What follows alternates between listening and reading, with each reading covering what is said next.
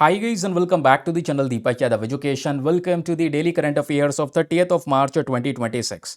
तो गाइज आज है तारीख 30 मार्च 2026 और है मंडे। आज की तारीख से जितने भी मोस्ट इंपॉर्टेंट करंट अफेयर्स बनेंगे वो सभी के सभी करंट अफेयर्स इस लेक्चर के अंदर हम लोग डिस्कस करेंगे। एंड जैसा आपको पता है रोजाना सुबह 5:30 बजे ये वीडियो अपलोड होता है जो आपकी करंट अफेयर्स की प्रिपरेशन को बहुत ही ज़्यादा स्ट्रॉन्ग कर देता है, क्योंकि ये सेशन के अंदर में आपको टॉप 10, 11, 12 जो भी खबरें होती हैं वो सब एक साथ मिल जाती हैं एंड हर एक आर्टिकल के साथ में कुछ रिलेटेड क्वेश्चन मिलते हैं, प्रैक्टिस करने को मिलता है। एंड ये सेशन बहुत ही क्रिस्प वे में होता है आर्टिकल से रिलेटेड कि भाई आपको ये पढ़ना है, बस इतना ध्यान रखना है ना। तो आपकी प्रिपरेशन को बहुत इजी बना देता है। रोज सुबह 5:30 बजे वीडियो अपलोड होता है। सैटरडे को जो अपना दिन निकला है अभी सैटरडे वाला, उस दिन ये सेशन अपलोड नहीं हो पाया था, तो उसके कुछ टॉपिक्स आज वाले सेशन में इंक्लूड हुए हुए हैं, है ना। और संडे को ऑफ रहता ही है, तो कल ऑफ था ये सेशन। तो दोस्तों वापस से हम लोग अब स्टार्ट कर रहे हैं। आज मंडे है, नई शुरुआत, नया सप्ताह। तो चलिए, पहला आर्टिकल जो है हमारे लिए बहुत ही ज़्यादा इंपॉर्टेंट है, इसको ज़रूर से पढ़कर चलिएगा। हम बात कर रहे हैं इग्नाइट इंजन के बारे में। आपने देखा होगा रिसेंटली बहुत सारे टॉपिक इस आर्टिकल को लेकर पब्लिश हुए हैं। इग्नाइट इंजन ये क्या है? भारत का 3D प्रिंटेड रॉकेट इंजन। और ये ऐसा इंजन है जिसको आप कह सकते हैं दुनिया का एक तो सबसे बड़े साइज का सिंगल पीस से बना हुआ इंजन।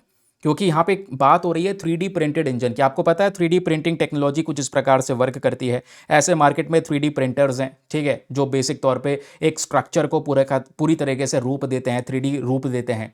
तो इसी पर्टिकुलर टेक्नोलॉजी के माध्यम से, मतलब इसमें हमने कुछ एडिटिव मैन्युफैक्चरिंग का इस्तेमाल किया है। नई टेक्नोलॉजीज को मिला के 3D प्रिंटर के बेसिस पे हम लोगों ने एक 3D printed booster rocket engine बनाया।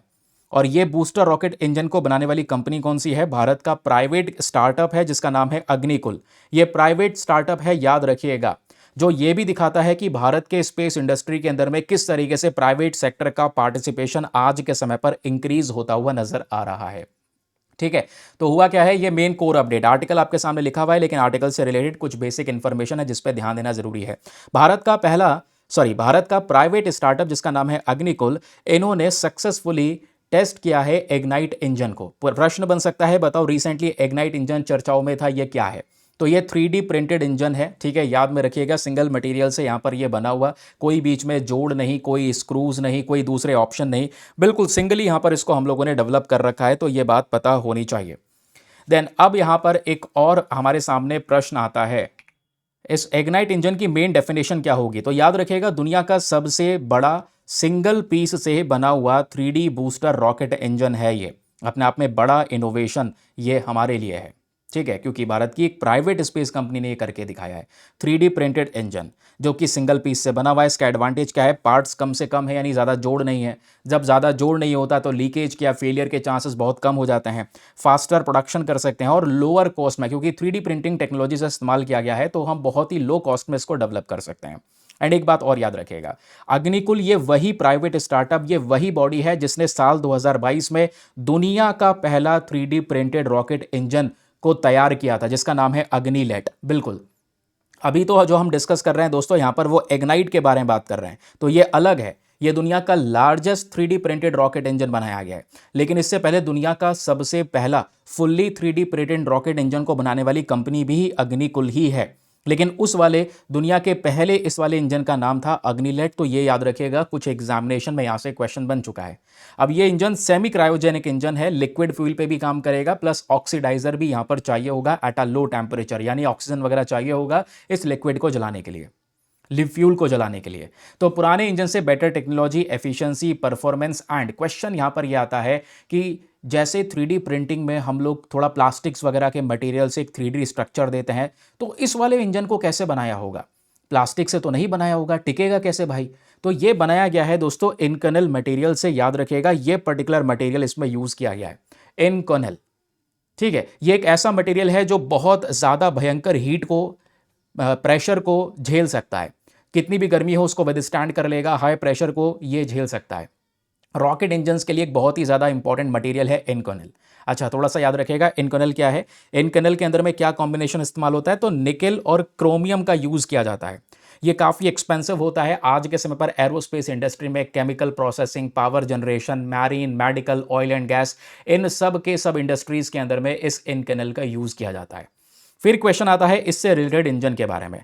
तो याद रखिएगा, एक तो हम एग्नाइट इंजन जो डिस्कशन कर रहे हैं, और उसके अलावा दुनिया का सबसे पहला 3D printed engine, fully developed engine जिसको अग्निकुल ने बनाया था, उसका नाम है अग्निलेट। ये भी आपने रट लेना है, बहुत इंपॉर्टेंट चीज़ है। अब क्वेश्चन यहाँ पर यह है, ठीक है सर इंजन तो बना लिया है इसने अग्निकुल ने, इस इंजन से हम कौन से रॉकेट को पावर देंगे? तो जिस रॉकेट को पावर देने वाले हैं उसका नाम है अग्निबाण लॉन्च व्हीकल। इसको यह पावर दी जाएगी, इसके बूस्टर स्टेज के अंदर में इस इंजन को रखा जाएगा, जिससे अग्निबाण रॉकेट यहाँ पे आगे फर्दर काम करेगा, क्योंकि बिना इंजन के रॉकेट तो चल नहीं सकता। तो ये अग्निबाण रॉकेट की बात करेंगे तो इसको भी अग्निकुल ने ही बनाया है। सब कुछ मिलते जुलते नाम है, अग्निलेट, एग्नाइट, अग्निबाण, ये सब मिलते जुलते नाम आपको दिख रहे हैं, सब के सब यहाँ पर अग्निकुल कंपनी से ही रिलेटेड हैं। अब ये जो अग्निबाण रॉकेट बनाया गया है, इसको स्मॉल सैटेलाइट लॉन्चेस के लिए बनाया गया है। छोटी छोटी सैटेलाइट को लॉन्च करने के लिए, पृथ्वी के पास में लॉन्च करनी है, तो उसके लिए यहाँ पर इसको डेवलप किया गया है। अब ये जो पूरा का पूरा स्ट्रक्चर है, ये जो खबर है, सुनने में बहुत अच्छी है और वाकई में रियलिटी में भारत के लिए बहुत अच्छी बात है। तो इस पूरे डेवलपमेंट का पहला इंपॉर्टेंस यही है, प्राइवेट सेक्टर इन स्पेस, कि आज प्राइवेट कंपनीज जो हैं हमारे स्पेस इंडस्ट्री के अंदर में धीरे धीरे उतर रही हैं, नए नए प्रकार के टेक्नोलॉजिकल इनोवेशंस हो रहे हैं, हमारे स्पेस इकोनॉमी को एक बहुत बड़ा बूस्ट मिल रहा है और हम आत्मनिर्भर भारत की तरफ बढ़ते चले जा रहे हैं। That's it. अब अगेन, अब अचानक से रिवाइज करना हो तो कैसे रिवाइज करेंगे? ये देखिए, आपको छोटे छोटे रिवीजन पॉइंटर दिए गए इस पीडीएफ के अंदर में। ये पीडीएफ कहाँ पे मिलेगा दोस्तों? तो आपको टेलीग्राम पर जाना है, लिख देना दीपक यादव एजुकेशन यूपीएससी, मेरा टेलीग्राम चैनल मिल जाएगा। ये मत लिखना, फुल फॉर्म लिखना है, लिख दो को तो टेलीग्राम चैनल मिल जाएगा। 77,000 से ज़्यादा लोग जुड़ चुके हैं, वहीं पे ये पीडीएफ मिलेगा एज इट इज़, इसको डाउनलोड कर लेना, बहुत हेल्प करेगा आपको। तो हम लोग बात कर रहे हैं कि भाई ये देखिए इंजन एग्नाइट है, इसको एग्निकुल कॉस्मोस ने डेवलप किया है, इसके रिगार्डिंग कुछ फीचर्स, ये छोटे छोटे रिवीजन पॉइंटर्स हैं कभी भी भविष्य में हर एक चीज़ को रिवाइज करने के लिए। नाउ ये एक देखो जेके एसएसबी के अंदर में एक क्वेश्चन पूछा गया है रिगार्डिंग दिस अग्निकुल कॉस्मोस। ये कहता है अग्निकुल कॉस्मोस जो भारत की एक प्राइवेट स्पेस स्टार्टअप है, इन्होंने भारत का पहला पेटेंट को सिक्योर किया है for the design and manufacturing of what? किस चीज़ के लिए इनको पेटेंट मिला है? तो 3D प्रिंटेड रॉकेट इंजन के लिए मिला है, क्योंकि भाई यही company 3D printed rocket engine का ही काम करती है, मेनली ऐसे इंजन ही बनाती है। तो ये एक क्वेश्चन ऐसा बन सकता है। दूसरा प्रश्न यहाँ पे अगर आप लोग देखोगे तो ऐसे ही रिलेटेड कुछ क्वेश्चंस बने हुए हैं इस इंजन से रिलेटेड, तो ध्यान में रखिएगा। दोनों ही इंजन मैंने आपको बता दिए हैं। अगले आर्टिकल पर आते हैं, वेरी वेरी इंटरेस्टिंग टॉपिक। यहाँ पे हम बात कर रहे हैं कावेरी नदी के बारे में। देखिए द हिंदू, इंडियन एक्सप्रेस, सभी जगह पर यह टॉपिक पब्लिश हो चुका है, आर्टिकल आपके सामने है। हम बात कर रहे हैं कावेरी नदी के बारे में, लेकिन सबसे पहले दोस्तों आपको समझना होगा कि ये जो कावेरी बेसिन है, ये कावेरी बेसिन का जो पानी है वो धीरे धीरे करके यहाँ पर ड्राई होता चले जा रहा है, सूखता चले जा रहा है, और ये पूरी तरह से एक ड्राई सिचुएशन को फेस कर सकता है 2050 तक, ऐसा यहाँ पर एक स्टडी का कहना है। जिस वजह से ये जो ढेर सारे आर्टिकल्स हैं, टॉपिक्स हैं, इस आर्टिकल से रिलेटेड ये सब पब्लिश हो रहे हैं। तो कावेरी नदी आपने पढ़नी ही होगी हर हाल में, क्योंकि देखो ये है वो सारा का सारा कोर अपडेट जिसकी वजह से चर्चाओं में। एक स्टडी पब्लिश हुई है आईआईटी गांधीनगर की साइड से, और उस स्टडी का प्रेडिक्शन है कि कावेरी नदी का जो पानी का फ्लो है, वाटर फ्लो, ये 2050 तक 3.5% से घट जाएगा, कम हो जाएगा। ये दिखाता है क्लाइमेट चेंज के इम्पैक्ट को, कि किस तरीके से टेम्परेचर गर्म हो रहा है, नदियों के पानियों पे असर पड़ रहा है, किस तरीके से रेनफॉल के अंदर में बदलाव होने की वजह से, क्योंकि क्लाइमेट चेंज की वजह से ही रेनफॉल में बदलाव हो रहा है, रेनफॉल पैटर्न्स के अंदर बदलाव पड़ने की वजह से कैसे दोस्तों आज के समय पर कावेरी नदी का पानी धीरे धीरे करके ड्राई होता चले जा रहा है। इस वजह से ये चर्चाओं में था। अब एग्जामिनेशन के लिए आपको पढ़ना होगा, क्योंकि न्यूज़ में डायरेक्टली कावेरी नदी है और बहुत इंपॉर्टेंट रिवर है। कावेरी हो गई, गोदावरी हो गई, तापी, नर्मदा, ये कुछ ऐसी रिवर्स है जिसको लेकर एग्जामिनेशन में प्रश्न पूछे जा चुके हैं। लूनी रिवर हो गया, है ना, और अभी मूसी रिवर बहुत चर्चाओं में। आप मुझे नीचे कॉमेंट सेक्शन में मूसी रिवर के बारे में बताओगे। मूसी रिवर जो डेवलपमेंट फ्रंट प्रोजेक्ट जो भी है, जिसकी वजह से ये चर्चाओं में था, काफ़ी बवाल मच रहा है, बताओ ज़रा मूसी रिवर के बारे में नीचे कॉमेंट सेक्शन में, ठीक है। अब कावेरी नदी के बारे में जब हम पढ़ रहे हैं तो ये कहाँ से ओरिजिन होती है दोस्तों? तो वेस्टर्न घाट्स में कर्नाटका वाले रीजन से ओरिजिन होती है, ब्रह्मगिरी हिल्स से। कहाँ से? ब्रह्मगिरी हिल्स से। याद रखिएगा, इसकी 800 किलोमीटर की लेंथ है। कर्नाटका, तमिलनाडु, केरला, पुडुचेरी, ये 4 रीजन से ये नदी गुजरती है, कावेरी नदी। और भारत का जितना भी एरिया है, जोग्राफिकल एरिया, उसका 2.7% हिस्से पे ये नदी बहती है। And most important thing is, इस नदी को लेकर चारों ही स्टेट में लड़ाइयाँ रहती हैं, डिस्प्यूट रहता है इस रिवर को लेकर, कि ये मेरा पानी रोक लेता है, ये मेरा पानी रोक लेता है, नीचे स्टेट तक आने नहीं देता, मुझे प्रॉपर वाटर नहीं मिल पा रहा है कावेरी का, मुझे नहीं मिल पा रहा है। अब कावेरी में पानी और कम हो रहा है, तो ये डिस्प्यूट्स बढ़ने के चांसेस और बढ़ जाएंगे। अब सबसे इंपॉर्टेंट चीज़ जो होती है एग्जामिनेशन में पूछी जाती है वो है नदी के ट्राइब्यूटरीज। ट्राइब्यूटरीज मतलब होती हैं सहायक नदियां। तो कावेरी नदी की कौन कौन सी सहायक नदियां हैं, ये आप लोगों से पूछा जा सकता है। सबसे पहले, अब यहां पर कोई नदी बह रही है और जैसे कि मान लो ये नदी इधर की साइड में बह रही है, तो इसकी लेफ्ट बैंक ट्राइब्यूटरी भी है, राइट बैंक ट्राइब्यूटरी भी हमको देखने को मिल जाएंगी। तो लेफ्ट बैंक यानी कि उल्टे हाथ से जो नदियां इसमें जुड़ती हैं उसमें हरंगी है, हेमावती है, शिमसा है और अर्कावती है। राइट बैंक ट्रिब्यूटरीज की जो सीधे हाथ से इसमें नदियां जुड़ती हैं उसमें है लक्ष्मण तीर्थ, काबिनी, ठीक है। उसके अलावा यहाँ पे देखोगे सुवर्णवती, देन भवनी, नोइल और अमरवती। ये कुछ इंपॉर्टेंट रिवर्स है जो राइट बैंक ट्रिब्यूटरी हैं, राइट साइड से कावेरी नदी में जुड़ती हैं। कावेरी नदी में एक बहुत ही मेजर वाटरफॉल भी हमको देखने को मिलता है इस नदी के ऊपर में। सबसे बड़ा वाटरफॉल कर्नाटका में है जिसका नाम है शिवना समुद्र फॉल्स। तमिलनाडु में यहीं पर एक फॉल है इस नदी पे जो आता है, उसका नाम है होगेनकल फॉल्स, ठीक है। एक तो वाटरफॉल्स को लेकर प्रश्न बनने के चांसेस, और दूसरा डैम्स को लेकर भी क्वेश्चन बन जाते हैं कि बताओ इस नदी पे कौन कौन से डैम है। तेहरी डैम सर्च करना, शायद यूपीएससी का 2008 का क्वेश्चन है, बट तेहरी डैम को लेकर सवाल पूछ चुका है कि बताओ तेहरी डैम कौन से नदी के ऊपर में पर्टिकुलरली लोकेटेड है। तो अभी जब हम कावेरी नदी की बात कर रहे हैं तो कावेरी नदी पे सबसे पहला डैम दोस्तों जो प्रेजेंट है वो है कृष्णा राजसागर डैम। ये डैम बेसिक तौर पे कर्नाटका से जब ये कावेरी नदी निकलती है ना, तो उसी रीजन में ये डैम बनाया गया है। तमिलनाडु के अंदर में मेत्तूर डैम है, ध्यान में रखिएगा, कावेरी नदी के ऊपर ये प्रेजेंट है। ओके, अब ये नदी बहुत ही ज़्यादा काम की है क्योंकि चाहे वो कर्नाटका हो चाहे वो तमिलनाडु हो, यहाँ पे इरिगेशन के लिए, सिंचाई के लिए, पीने के लिए जो पानी है ये सब यहाँ पर कावेरी नदी से ही आ रहा है। और मैंने बताया इसको लेकर डिस्प्यूट रहता है, चारों राज्यों में ही यहाँ पर एक विवाद रहता है कि हमको कम पानी मिल पाता है इस नदी का, हमको कम पानी मिल पाता है, ये विवाद रहता है ना। कर्नाटका के ऊपर तमिलनाडु क्वेश्चन उठाता है, कर्नाटका बहुत सारा पानी रोक लेता है, इस तरीके का विवाद यहाँ पर चलता रहता है। ओके, अब प्रॉब्लम यह है कि जैसे जैसे इसका वाटर फ्लो कम होगा कावेरी नदी का, क्लाइमेट चेंज पैटर्न और ये सब कारण मैं आपको बता चुका हूँ इसकी वजह से हो रहा है। प्रॉब्लम यह है कि पानी की कमी भविष्य में और बढ़ जाएगी और वाटर स्कैरिसिटी की वजह से वहां पे एग्रीकल्चर सेक्टर पे एक बड़ा ही बुरा इंपैक्ट पड़ने वाला है, जिस वजह से ये चर्चाओं में। आई होप आपको यहां पर यह भी बहुत ही अच्छे से क्लियर हो चुका है। जो भी बातें मैंने आपको बताई हैं उसको आप रिवाइज कर सकते हैं through these revision pointers. Kaveri नदी का origin, tributaries, waterfalls, dams and recent study, that's it. इतना ही पढ़ना है। मैं आपको कुछ क्वेश्चंस दिखाता हूं पैटर्न, जिससे आपको पता चलेगा कि हाँ मुझे नदियां जब मैं पढ़ना है तो उन नदियों के बारे में क्या क्या चीजें पढ़नी होती हैं, है ना। तो यूपीएससी 2015 का ये क्वेश्चन है, consider the following rivers, Vamsadhara, Indravati, Pranhita, Penner. ये चार नदियों में से पूछता है बताओ which of the above are the tributaries of Godavari. इन चारों में से गोदावरी की कौन कौन सी सहायक नदियां हैं, तो इसका सही उत्तर है second and third only, Indravati and Pranhita. ये दो रिवर्स आपको देखने को मिल जाएंगी which is the tributary of Godavari. ठीक है, क्लियर हो गया। चलिए अब सुनिए आगे। ये देखो 2015 के बाद सीधा 2016, 2017, 18, 19, 20, 21, 22, हर एक साल आपको रिवर से रिलेटेड एक या दो क्वेश्चन मिलते ही मिलते हैं मेरे दोस्त। अब देखो ये 2016 का यूपीएससी का पीवाईक्यू है। क्वेश्चन कहता है which of the following is are tributary या ट्राइब्यूटरीज ऑफ ब्रह्मपुत्र। ज्यादातर ट्राइब्यूटरी को लेकर ये पैटर्न चलता रहता है। यहां पे कहता है दिबांग, कामेंग, लोहित। इन तीनों में से बताओ कौन सी नदियां जो हैं वो ब्रह्मपुत्र की ट्राइब्यूटरी हैं, एंड द आंसर इज तीनों की तीनों। करेक्ट आंसर आपका ऑप्शन नंबर डी। अच्छा ये लिखा हुआ है, ये तीनों की तीनों नदियां ब्रह्मपुत्र की सहायक नदी हैं। फिर जैसे मैं डैम के बारे में डिस्कशन कर रहा था तो यह है question of 2008, on which one of the following river is Tehri hydro power complex located. ये क्वेश्चन है कि बताओ कौन से नदी पर Tehri hydro power complex present है, and the answer is option number B, Bhagirathi. ठीक है, क्लियर हो गया, पैटर्न समझ में आया क्या चल रहा है, रिवर्स में से क्या क्या चीजें पढ़नी होती है, या तो ट्राइब्यूटरी, मेजर डैम्स, और अभी मैंने दो वाटरफॉल आपको पढ़ाए, वाटरफॉल भी ध्यान रखना, वो भी क्वेश्चन बन सकता है। चलिए अगला article, very very very very very very important topic, और अभी 2025 में ही यूपीएससी ने यहां से प्रीवियस ईयर क्वेश्चन पूछा है रिगार्डिंग वेट बल्ब टेम्परेचर, शायद याद होगा। तो अभी डाउन टू अर्थ का ये टॉपिक बहुत ही ज़्यादा रेलेवेंट है, जो अभी ना हमारे द हिंदू में पब्लिश हुआ है ना ही इंडियन एक्सप्रेस में पब्लिश हुआ है। And the article it talks about Rossby waves and wait bulb temperature.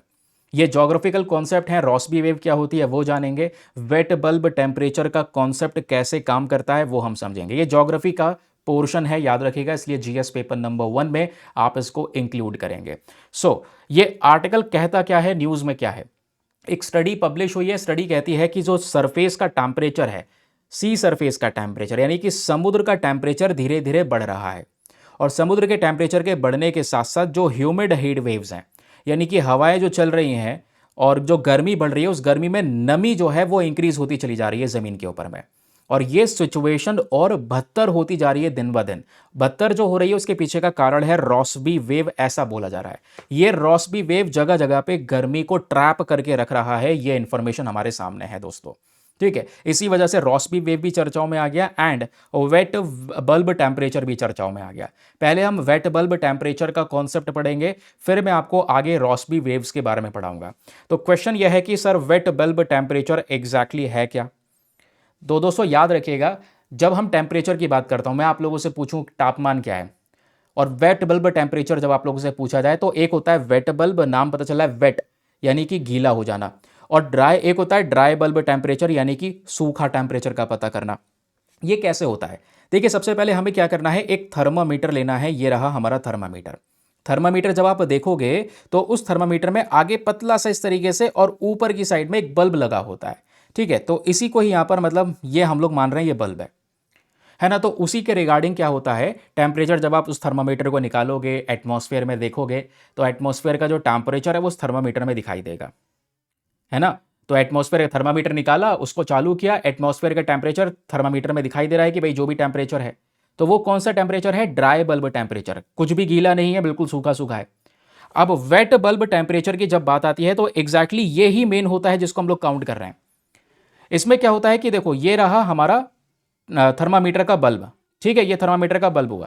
हमने क्या करना है, वेट बल्ब टेम्परेचर में एक गीला सा कपड़ा लेना है, गीला सी कॉटन लेनी है, जो भी है ना, और उसको यहां पर इसके ऊपर में लगा देना है, यानी कि बल्ब के ऊपर में वो जो कॉटन है उसको चढ़ा देना है। ये देखो, ये वेट वेक है, इसको गीला करके हमने उसके ऊपर में लगा दिया और लगा के यहाँ पे उसको हटाया।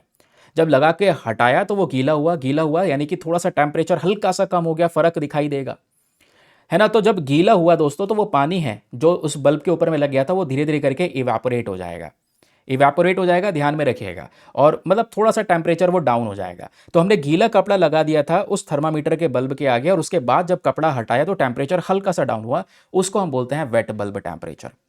ठीक है, तो थर्मामीटर पे हमने वेट क्लॉथ रख दिया है बल्ब के अराउंड, और जो एयर है वो बह रही है, और जब कपड़ा हटाया तो पानी यहां पर आप देख पाओगे वो इवेपोरेट होता है। पानी यहां पर धीरे धीरे करके हमारे वातावरण में मिक्स होता रहता है। जैसे पसीना आता है ना, जब पसीना आता है, क्योंकि हमारे हवा में आसपास ह्यूमिड कम है, ह्यूमिड कम है तो वो पसीना एकदम से निकल जाता है, उड़ जाता है, सूख जाता है। अब जब पसीना इवेपोरेट होता है तो ठंडा ठंडा लगता है, बॉडी ठंडी ठंडी सी होती है, ये आपने देखा होगा, है ना। तो इस चीज़ के बारे में थोड़ा सा पता होना चाहिए। अब होता क्या है कि अगर एटमॉस्फेयर के अंदर में नमी ऑटोमेटिक बहुत ही ज़्यादा है, नमी याद रखना बहुत ही ज़्यादा है, तो वो पसीना आपने देखा होगा, पसीना इवेपोरेट ही नहीं होगा। वो जो पसीना आ रहा है वो सूखेगा ही नहीं अगर मतलब ह्यूमिड बहुत ज़्यादा है टेम्परेचर के अंदर में। ये सब टेम्परेचर की जो नपाई हम लोग कर रहे हैं वो एग्जैक्टली वेट बल्ब टेम्परेचर के थ्रू निकाल रहे हैं, क्योंकि जैसे जैसे वाटर इवेपोरेट होगा जो बल्ब है वो थोड़ा थोड़ा ठंडा दिखाई देगा, और जब टेम्परेचर काउंट करेंगे तो वो हमारा वेट बल्ब टेम्परेचर कहलाता है। याद रखिएगा, बहुत ही ज़्यादा काम का कॉन्सेप्ट आपके सामने ये प्रेजेंट है। तो क्वेश्चन यहाँ पर यह है, ये क्या है लिखने के लिए तो आपके सामने छोटे छोटा डेटा है कि भाई जब हम हीट और ह्यूमिडिटी दोनों का कंबाइन इफेक्ट को एक साथ मेजर करते हैं तो वेट बल्ब टेम्परेचर है। नॉर्मल टेम्परेचर से काफ़ी ज़्यादा अलग होता है। हमें वेट बल्ब टेम्परेचर से पता चलता है कि जो हमारी बॉडी है वो किस तरीके से अपने आप को ठंडा करती है, पसीना आता है, पसीना हवा में उड़ता है, ठीक है, तो किस तरीके से ये ठंडा करती है, ये सब मेजरमेंट इसी के जरिए होता है।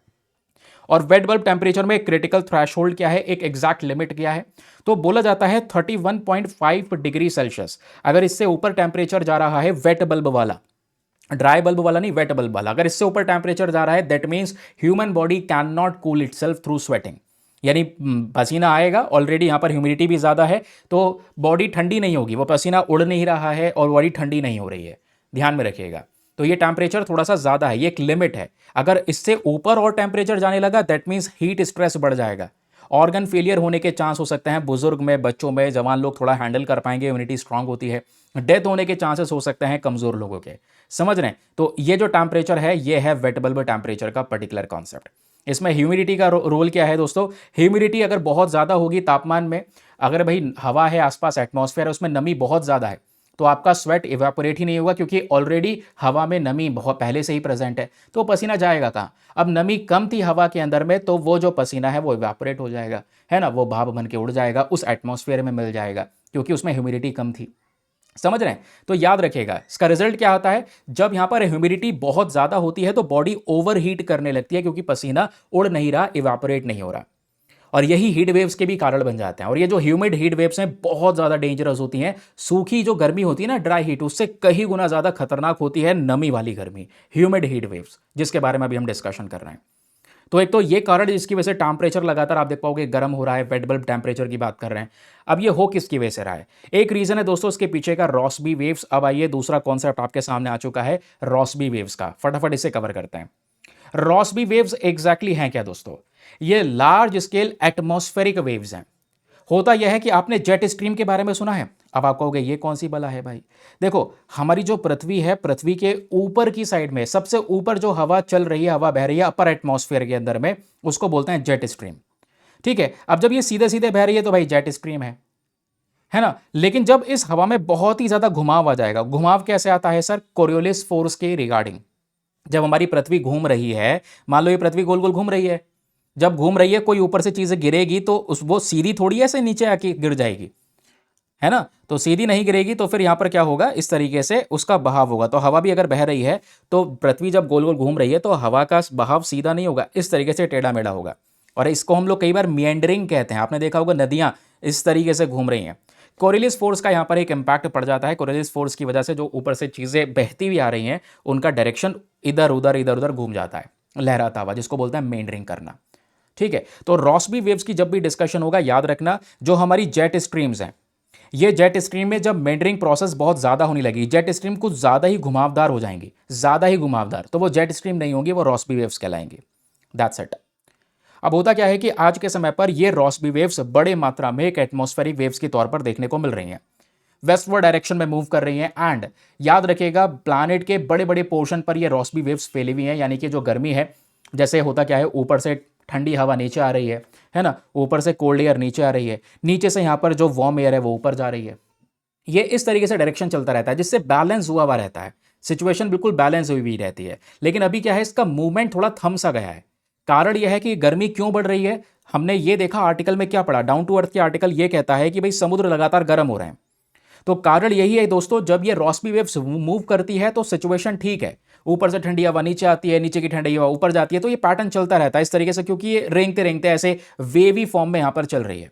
लेकिन अगर ये रॉस्बी वेव्स स्टेशनरी हो जाए, रॉस्बी वेव्स एक ही जगह पर रुक जाए, दैट मीन्स अब यहां पर वो गर्मी को ट्रैप करने लगती है, एक ही जगह पे गर्मी को रोक के रखा है, उस एरिया में ह्यूमिड बहुत ज्यादा इंक्रीज होना शुरू हो जाता है। वही सिचुएशन आज हमारे लिए डेवलप हो रहा है। ठीक है, अब इसका इफेक्ट क्या होगा, जब रॉस्बी वेव्स एक ही जगह पर बहुत धीमे धीमे चल रही है, एक ही जगह पर हीट को ट्रैप करके रखा हुआ है, तो इससे बहुत सारा मॉइस्चर हवा में जमा होगा, और जब मॉइस्चर जमा होगा तो शरीर से वो जो स्वेट है वो इवेपोरेट नहीं होगा। तो रॉस्बी वेव्स आज के समय पर यही एक बड़ा प्रॉब्लम क्रिएट कर रहा है। ये वेवी पैटर्न्स होती हैं, याद रखना, जेट स्ट्रीम जब ज़्यादा घुमावदार हो जाएंगी देन उसको हम लोग रॉस्बी वेव कहते हैं। इसका ओवरऑल इंपैक्ट क्या है, ज़्यादा फ्रीक्वेंट, ज़्यादा इंटेंस वेव हीट, ज़्यादा इंटेंस हीट वेव्स देखने को मिलेंगे। हेल्थ रिस्क में देखोगे तो एक डेंजरस वेट बल्ब टेम्परेचर इसकी वजह से देखने को मिल जाता है, जो अभी हम पढ़ रहे हैं। तो एग्जामिनेशन के लिए कभी भी रिवाइज करना हो, you can revise from these important revision pointers की what exactly is wet bulb temperature, what is the critical limit, what are Rossby waves and इसका इम्पैक्ट, ये सब चीज़ें हम लोगों ने यहाँ पर कवर कर लिया है। Now time to solve UPSC previous year question 2025। Last year ही यहां पर एक सवाल पूछा गया है regarding the wet bulb temperature. तो आइए आर्टिकल क्या कहता है, ये क्वेश्चन क्या कहता है, सॉरी, समझते हैं। वर्ल्ड बैंक ने वार्न किया है इंडिया को, क्या वार्न किया है कि India could become one of the first place where wet bulb temperature routinely exceed 35 degree Celsius.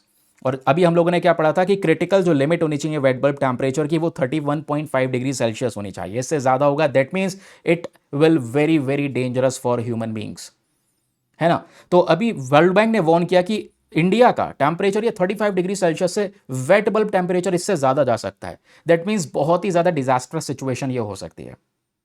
इसी के आधार पे, इसी स्टेटमेंट्स के बेसिस पे, विच of the following statements about the wait bulb temperature जो नीचे दिए गए हैं, और बताना है कौन सा स्टेटमेंट सही है। दो आपको स्टेटमेंट देखने को मिलेंगे, दोनों में से कौन सा सही है ये बताना है। पहला स्टेटमेंट कहता है कि peninsular India will most likely suffer from flooding, tropical cyclones and draft. तो वेट बल्ब टेम्परेचर की वजह से बाढ़ आएगी, ट्रॉपिकल साइक्लोन आएंगे, सूखा पड़ना शुरू हो जाएगा, क्या ऐसा है? नहीं भाई, ऐसा नहीं है। तो एग्जामिनेशन के पर्सपेक्टिव से इसको याद रखना, ऐसा बिल्कुल भी नहीं है।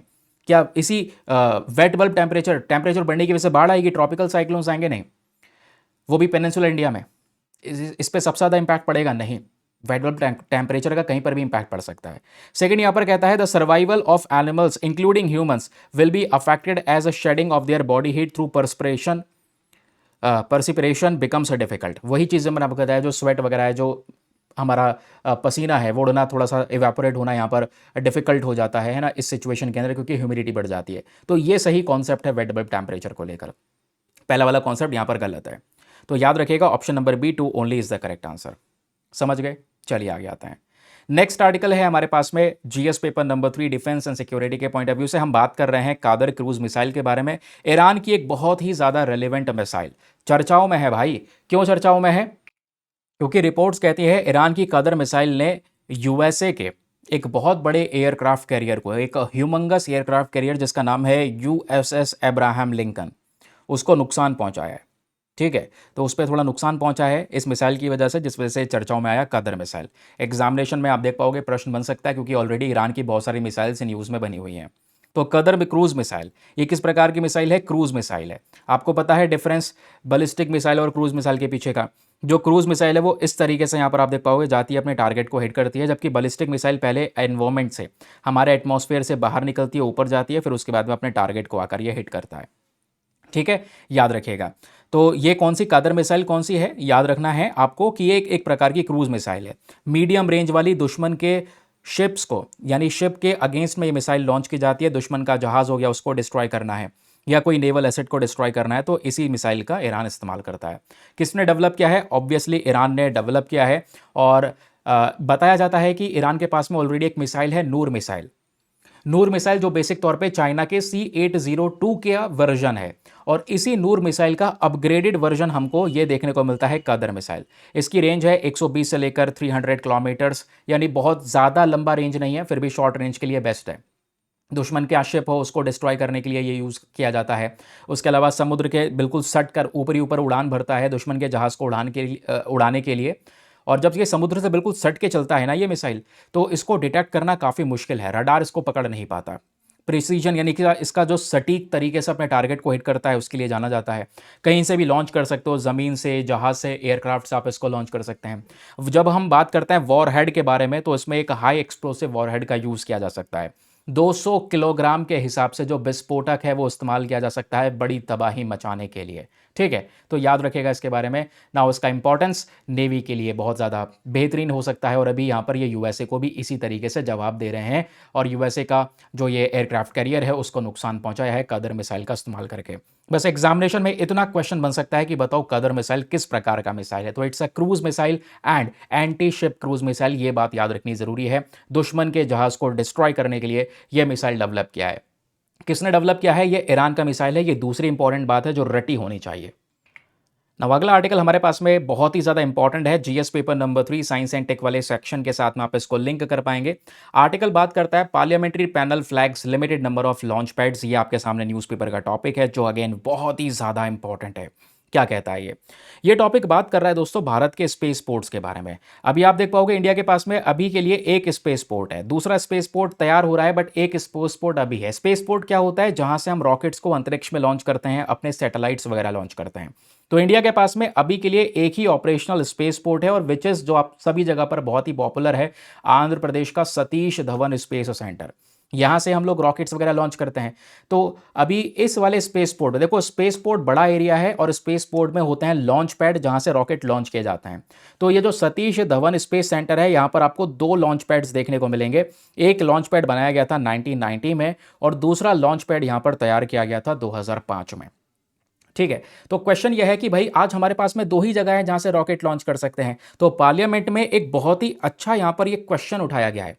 Parliamentary standing committee on science and technology, इन्होंने अपनी लेटेस्ट रिपोर्ट में ये प्रेजेंट किया है कि भारत के पास में आज ये लॉन्च पैड की कमी है। 2 ही लॉन्च पैड सर, इस पे हम कब डेवलप करेंगे, कब काम करेंगे, ये क्वेश्चन उठ रहा है।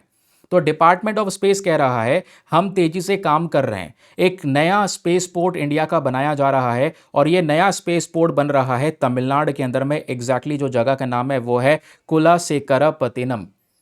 और इस जगह पे ये जो स्पेस पोर्ट बन रहा है, यहाँ से जो रॉकेट लॉन्च होंगे वो होंगे SSLV, यानी स्मॉल सैटेलाइट लॉन्च व्हीकल, जो छोटे छोटे सैटेलाइट्स को अंतरिक्ष में लॉन्च करने के लिए जाने जाते हैं। ओके, तो मेन कोर इशू क्या है, ये मैंने आपको समझाया। Parliamentary standing committee on science and technology एक कंसर्न उठाया इन्होंने, भाई भारत के पास में लॉन्च पैड्स कम हैं। तो अब यहाँ पे बात हो रही है कि इंडिया एक नया स्पेस पोर्ट अपना बना रहा है, और नया वाला स्पेस पोर्ट, एक तो हमारा श्रीहरिकोटा में सतीश धवन स्पेस सेंटर तो है ही, जो नया वाला स्पेस पोर्ट बन रहा है भारत का, वो बन रहा है तमिलनाडु के अंदर में कुल्लासेकरीपत्तनम वाली जगह पर।